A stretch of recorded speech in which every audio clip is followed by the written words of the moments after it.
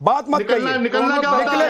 देखिए निकले क्या है बताइए। अजहरी साहब कहाँ निकले? वो गलत है। जैसे माननीय अजहरी साहब, माननीय मौलाना अजहरी साहब, माननीय मौलाना अजहरी साहब कहाँ निकले?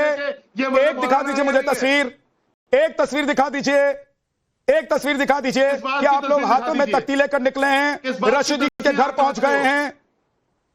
क्या बकवास कर रहे हो बिला वजह में आप? अरे आपको इस बात की संसदीय शब्द का प्रयोग किया करो। आप सब लोग ऐसे ही हैं क्या? मुसलमानों को टारगेट करो। अजहरी साहब आप सब लोग ऐसे ही हैं क्या? सब लोग क्या मौलाना रशीदी की राह पर चल रहे हैं क्या? थोड़ा मौलाना साहब संसदीय शब्द, मैं तो आपको विद्वान समझ रहा हूँ, लेकिन आप भी रशीदी की भाषा बोल रहे हैं। क्या है? और रही बात रशीदी की भाषा बोल रहे हैं आपको। महिलाओं ने विरोध किया और उन्होंने स्टेटमेंट वापस लिया है। मौलाना स्टेटमेंट वापस लेने के लिए तैयार नहीं है, कह रहे मैंने जो शब्द कहा है वो बिल्कुल सही है। और अनिरुद्धाचार्य जी के लिए सनातन धर्म के संत, सनातन की महिलाएं वो काफी है। यहाँ पर एक मुसलमान मौलाना कह रहा है तो हम मुसलमानों को उसका विरोध करना चाहिए। तो आप अनिरुद्धाचार्य जी को ले आते हैं, कभी बाबा बागेश्वर को ले आते हैं। अरे भैया वो समाज समर्थ है अपना नेतृत्व चुनने का, अपने संत चुनने का। यहाँ पर एक मुस्लिम मौलाना ने कहा है वो मुसलमानों का कर्तव्य बनता है कि खुलकर उनका विरोध करें, उनके विरोध में अपनी बातें कहें, क्योंकि वो इस्लाम को बदनाम कर रहे हैं। वैसे ही मुसलमानों की छवि खराब हो रही है। आप लोग आतंकवाद के खिलाफ भी नहीं बोल रहे हैं, खुलकर जिस तरीके से बोलना चाहिए, और इस तरीके से जो मौलाना बोल रहे हैं उनके खिलाफ भी खुलकर नहीं बोल रहे हैं। और इनको डिबेट में बुलाना बंद करो, मैं तो कहता हूँ भैया। फैज साहब एक सेकंड रुकिए, वो मुझे लग रहा है कह रहे हैं कि एफआईआर क्यों रही? क्या एफआईआर नहीं होनी चाहिए रशीदी के खिलाफ? बिल्कुल नहीं होनी चाहिए। क्यों नहीं होनी चाहिए? आ गए उनके सपोर्ट में, देखो अनिरुद्धाचार्य पूछ रहा हूं मैं, आ गए सपोर्ट में। अनिरुद्धाचार्य के खिलाफ किसी ने रोका है? जो महिलाओं को खाली रोका है किसी ने? आपको किसी ने रोका है? खाली प्लाट अजहरी, मौलाना अजहरी, मौलाना अजहरी आप बताइए, आपको किसी ने रोका है? जाके करवा दीजिए अनिरुद्धाचार्य के खिलाफ एफआईआर। इसके लिए हम जाएंगे, मुसलमान करेगा तो आप आओगे। इसके लिए हम जाएंगे, मुसलमान करेगा तो आप आओगे। ज्यादातर इस तरह के मौलवी इमाम उसके पक्ष में है। देखिए पहले एक बार फिर से भगौड़े, पहले एक बार फिर से सर सबको मैं रोक रहा हूँ, बोलना पड़ेगा। आ रहा हूँ फाजिल अहमद, मैं जानता हूँ आप, मैं जानता हूँ आप भी बोलना चाहते हैं, मैं आ रहा हूँ आपके पास, लेकिन एक बार फिर से विजुअल दिखाइए। साजिद रशीदी की तस्वीर दिखाइए, भगौड़े साजिद रशीदी की तस्वीर दिखाइए। मौलाना साजिद रशीदी जो भगौड़ा है, जो गाली गलौज करता है और भाग जाता है, जरा देखिए ये तस्वीर देखिए।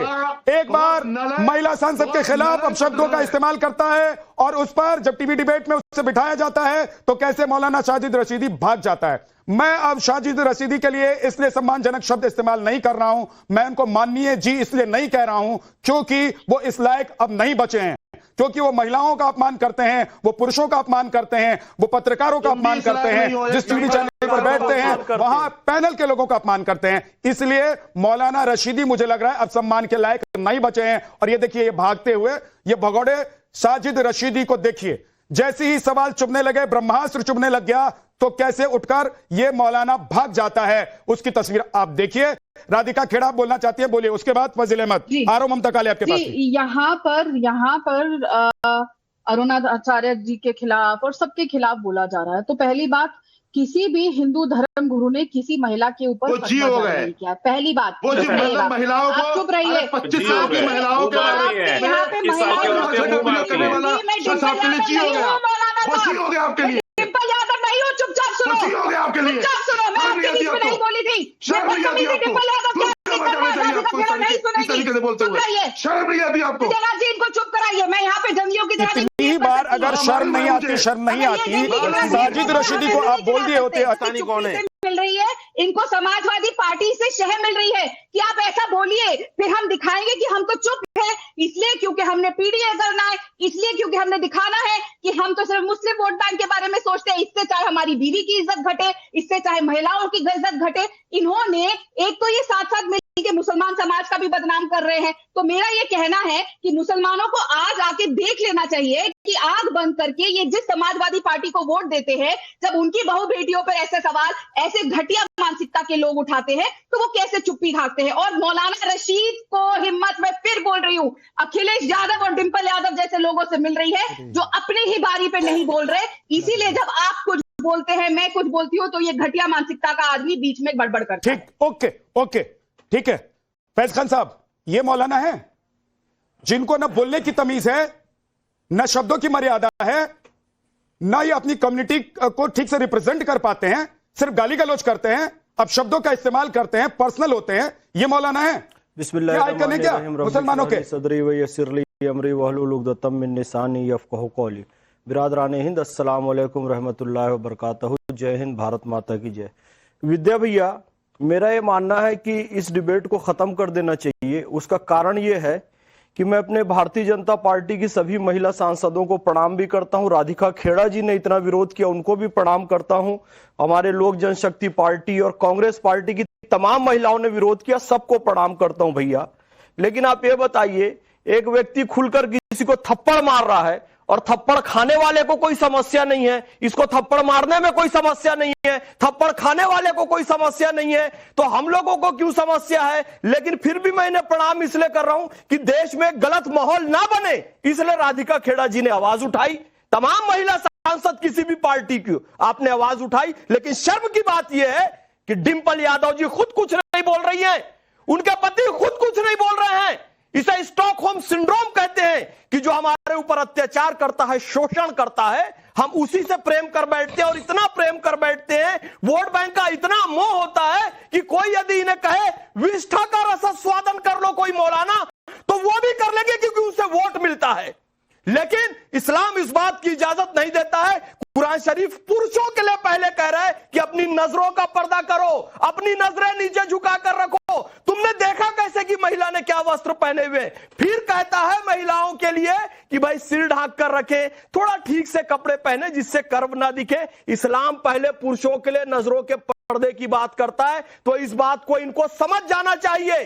और पुनः मैं कहता हूं, अखिलेश जी, मेरा नाम मोहम्मद फैज खान है, मैं भारतीय संविधान के अनुसार एक भारत का नागरिक हूं, ईमान के अनुसार मुसलमान हूं और समाजवादी पार्टी के अनुसार केवल वोट बैंक हूं। आप हमें मुसलमान या इंसान नहीं समझते हैं, इसलिए कोई उल जलूल कुछ भी कहे आप उसको एंटरटेन करने लगते हैं। इससे इस्लाम की छवि भी धूमिल होती है, महिलाओं की छवि भी धूमिल। ये खुद क्यों नहीं बोल? अच्छा, इनकी तो आदत है, ये रशीदी मौलाना है ना, इनकी आदत है। मानते हैं आप इनको?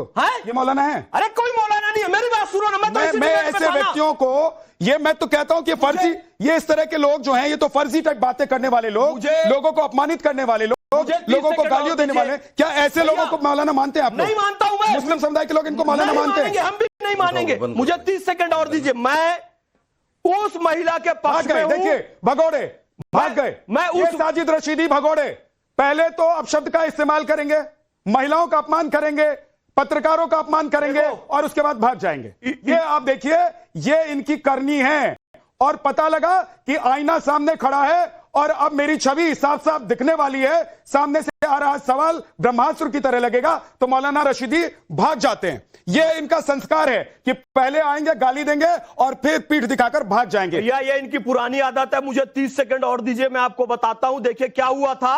इसी मंच पर प्रीति जंगियानी जी आई थी, एक्टर है, उनके बारे में महिला है, कितने अपमानजनक शब्दों का प्रयोग किया, महिला एक्टर है वो। फिर एक सुबूही खान जी हैं, एक डिबेट में मैंने देखा, उनके बच्चे के बारे में नाजायज शब्द का प्रयोग किया, उनके विवाह के बारे में अपमानजनक शब्द का प्रयोग किया, जिना शब्द का प्रयोग किया। वो तो उनको थप्पड़ मारने वाली थी उस डिबेट में, पर बच गए। तो हम सुबूही खान जी के साथ इसलिए क्योंकि वो खुद अपने बचाव में विरोध कर रही थी, तो हम उनके साथ हैं। लेकिन विरोध आया है। इन्होंने और क्या कहा? एक सेकंड देखिए, भले ही अखिलेश यादव या डिंपल यादव से जब सवाल पूछा गया तो नहीं बोले, लेकिन मौलाना रशीदी पर इकरा हसन ने जरूर बयान दिया है। मौलाना रशीदी का सामाजिक बहिष्कार होना चाहिए, इकरा हसन ने कहा है। मौलाना पर कड़ी कार्रवाई होनी चाहिए। मौलाना का बयान बेहद शर्मनाक है, क्योंकि वो बार बार इकरा हसन को कोट कर रहे थे। इकरा हसन वहां बैठी हुई थी और उसके बाद अब इकरा हसन ने ये जवाब दिया है, लेकिन जवाब सुनने से पहले रशीदी भाग गए हैं। अध्यक्ष सर, ये ऐसे मौलाना क्या न सिर्फ मुस्लिम समाज को बल्कि पूरे उस समाज को बदनाम नहीं कर रहे हैं जिनकी तरफ लोग देखते हैं कि भाई ये तो विद्वान लोग हैं, इनको तो सुनना चाहिए, इनको तो पढ़ना चाहिए, इनका तो अनुसरण करना चाहिए। क्या सच में ये लोग ये विद्वान है? ये व्यक्ति विद्वान है? नहीं, देखिए ऐसा है कि विद्वता की तो हम विद्वता की क्या कसौटी होगी। देखिए, हम अपने कसौटी पर जब कसते हैं तो ये बयान शर्मनाक है, बेहुदा बयान है। इसके लिए कोई भी शब्द प्रयोग किया जाए तो कम है। लेकिन मैं आपसे पूछ रहा हूं कि क्या भारत के किसी मौलाना या इमाम ने इस बयान का विरोध किया है? एक अगर बयान आया हो तो मुझे आप बता दीजिए। आप देख रहे हैं कि इस देश में बच्चियों को जो है हिजाब पहनने के लिए सुप्रीम कोर्ट तक केस लड़े जा रहे हैं कि आप हिजाब पहना जाए। पाकिस्तान में आप देखते हैं कि अगर कोई महिला ऐसे है तो उसको काट दिया जाता है, खुद सुप्रीम कोर्ट गई हैं होता है। ये चारों तरफ की परिस्थिति है, जो कुछ नहीं है, जो कुछ साजिद रशीदी ने कहा है, अगर इस्लामी विद्वान आके उसका विरोध करे तब मैं उसको मानूंगा कि बात गलत। नहीं अजहरी जी, आ रहा हूं आपके पास आऊंगा इसके बाद तब मैं मानूंगा कि बात गलत है। जो कुछ फैज खान कह रहे हैं उसमें दोनों बातें आई हैं कि महिलाओं को सिर ढकने के लिए बाद में कहा गया है। तो भाषा की बात आती है, लेकिन उनका किसी मौलाना ने अभी तक, यहां तक कि जिस इमाम के निमंत्रण पर लोग वहां गए थे उसने भी साजिद रशीदी का विरोध नहीं किया है। तो हम अपने चश्मे से देख रहे हैं। नहीं, लास्ट में जो बात देखिए, ऐसा है